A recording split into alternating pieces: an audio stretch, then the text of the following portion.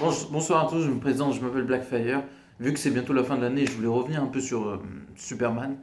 On peut dire que c'est le grand gagnant de l'année, Superman. Pour moi, chez DC, il y a deux grands gagnants. Même si Absolute Batman, voilà, c'est revenu en force. Il y a tout l'univers Absolute, mais ça, j'ai fait une vidéo et puis j'en parlerai peut-être plus l'année prochaine. On parlera un peu plus d'Absolute, mais c'était un énorme succès chez DC.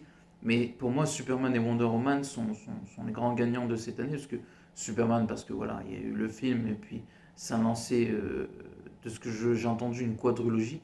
C'est-à-dire qu'on aura quatre films autour de l'univers de Superman. Et puis ça va lancer aussi l'univers DC.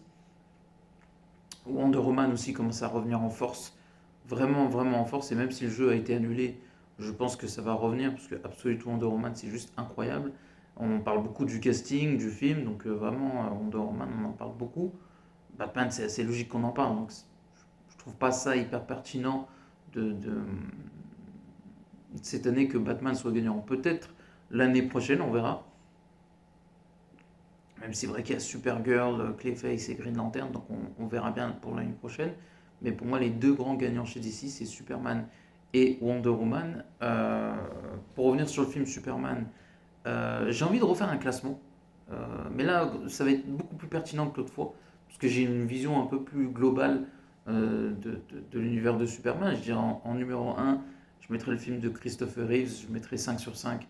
Je trouve le premier film n'a pratiquement aucun défaut, hormis d'avoir fait son temps. Mais ça, personne ne peut lutter contre le temps, parce que les effets spéciaux, certes, sont datés. Autant la performance des acteurs et l'écriture, elle, n'a pas vieilli. Enfin, si, bien sûr, le contexte a vieilli, mais c'est normal, c'est un film dans les années 80. Donc il faut prendre le film contextuellement parlant, et il n'a pas vieilli, je dirais, par rapport à ce que le personnage raconte, l'histoire et tout. Ça reste une masterclass. Peu importe l'époque où on la regarde, c'est ça que je voulais dire. Donc 5 sur 5 pour moi. Après, il y a quoi? Il y a Superman 2, je le mettrai en deuxième. De Christopher Reeves, je mettrai 4 sur 5 parce que il y a moins d'effets de surprise, je trouve. Et même si Richard Donner a essayé de nous proposer quelque chose de très intéressant au niveau de l'action et tout ça, ça reste propre. Après, voilà, je pense que ça manque moins de thunes que le premier et que de mémoire, les deux films ont été tournés en même temps. Voilà. Mais il s'en sort remarquablement bien. Euh, c'est paradoxalement plus sombre que le premier, mais tout aussi intéressant. Et on voit que le Superman 2 de Christopher Reeves, je trouve qu'il a un lien avec le Spider-Man 2 de Tobey Maguire, c'est-à-dire que Superman dans le film essaie de plus être Superman, de revenir à une vie simple à la Clark Kent jusqu'à que General Zod arrive et qu'il va devoir faire un comeback très réussi d'ailleurs dans le film, et ce qui est aussi le cas dans Spider-Man 2, et il y a beaucoup de liens entre les deux films, et c'est assez intéressant. C'est très très très très intéressant. Voilà. Donc 4 sur 5 pour moi. En troisième position, euh, c'est dur.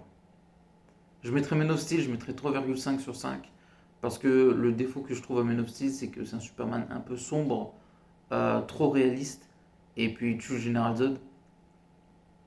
Voilà, ça manque un peu de lumière aussi dans Man of Steel un petit peu. Et c'est un peu dommage.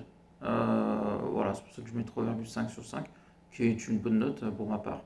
Et qui, voilà, Man of Steel fait partie de ce trio euh, énorme de Superman. Pour moi, ça reste un.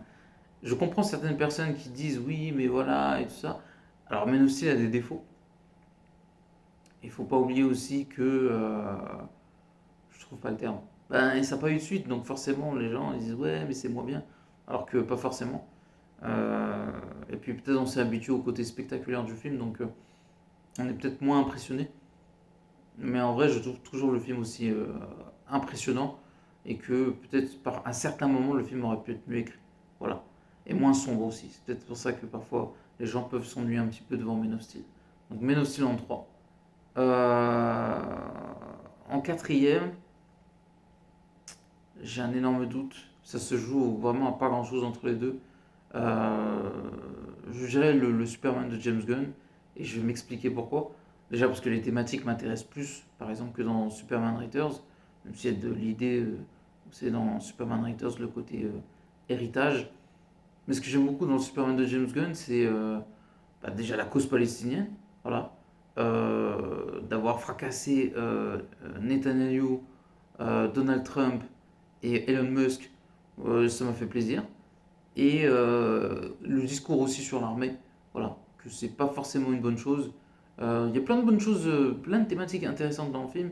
Certes, parfois ça manque de rythme, parfois c'est un bordel parce que ça ressemble vraiment à un best-of de l'univers de Superman avec les séries animées, les films et tout ça. Il y a beaucoup d'hommages au Superman de Donner, Returns, Man of Steel. Et du coup, ben voilà, des fois le film s'y perd. Smallville, donc le film parfois s'y perd parce qu'il y a beaucoup de choses et ça manque de rythme, même si le montage est bon. Je trouve qu'on perd en rythme et en efficacité au milieu du film.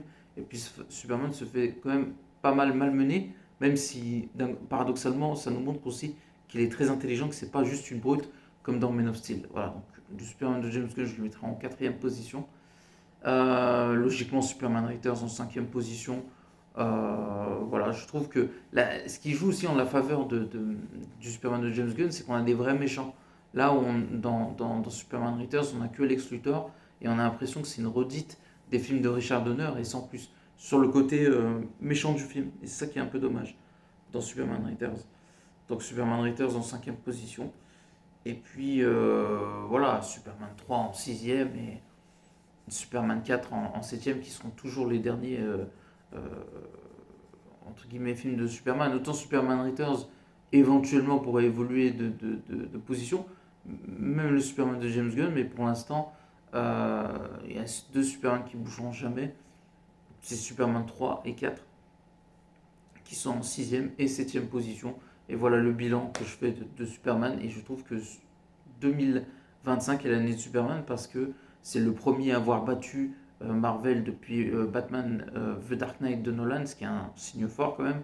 On parle d'un DC qui était mourant avant Superman et qui est en pleine puissance aujourd'hui. Donc ça promet pour la suite avec des choses très intéressantes. Supergirl, Green Lantern, Clayface, Man of Tomorrow, avec bien évidemment la Trinité, Batman, Superman et Wonder Woman qui pourraient être dans le film face à Brainiac et peut-être d'autres méchants, donc ça risque d'être très intéressant. Il y avait Batman partie 2 je veux dire de Nolan, d'habitude, de Matt Reeves, Teen Titan, Wonder Woman, Swamp Thing et d'autres séries comme Booster Gold. Il me semble qu'il y a toujours une série sur Wonder Woman. Il y a toujours John Constantine avec Kenny Reeves et d'autres projets intéressants. Donc n'oubliez pas de commenter, liker la vidéo et à la prochaine. Ciao.